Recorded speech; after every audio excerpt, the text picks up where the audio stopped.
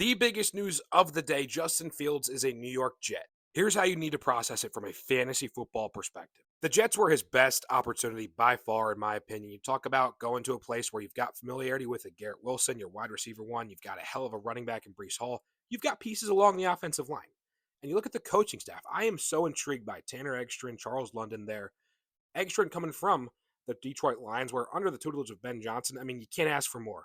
From a fantasy upside perspective, you're talking about elite offensive play. Of course, you're not talking about a Jared Goff under center, and then with Charles London, you're not talking about a Geno Smith type of player under center. So two very different players compared to what Fields has to offer. But I'm embracing what that means for Fields and his potential evolution as a player.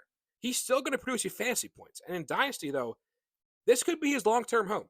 Miss me with all the sky is falling narratives around Garrett Wilson now that, oh my gosh, God forbid a Russian quarterback comes in to New York. Garrett Wilson now has the home cooking advantage with his quarterback. There's no Devontae Adams anymore. Garrett Wilson can absolutely go out there and produce the best season of his career. And just to clarify, right, we're talking about Justin Fields, the former Ohio State Buckeye drafted by the Bears, most recently playing for the Bears in 2023. This is Justin Fields' game log, his last season in Chicago. Why is it important? Well, notably, you see a 4-game stretch: Vegas, Chargers, New Orleans, Carolina, where he was absent. Let's put a 4-game sample of that same 4-game stretch for DJ Moore, his wide receiver one in Chicago.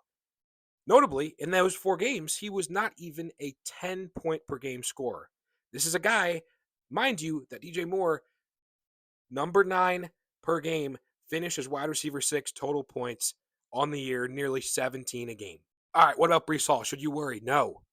I'm embracing his chance to bounce back from a down year last season. This is a Brees Hall now who has a legit home run, game breaking rushing threat alongside him in the backfield. Keep defenders honest, any given zone read. We're talking about now an offensive coordinator who comes from a Detroit Lions team who runs the ball amongst the top 5 in the league. That's the identity.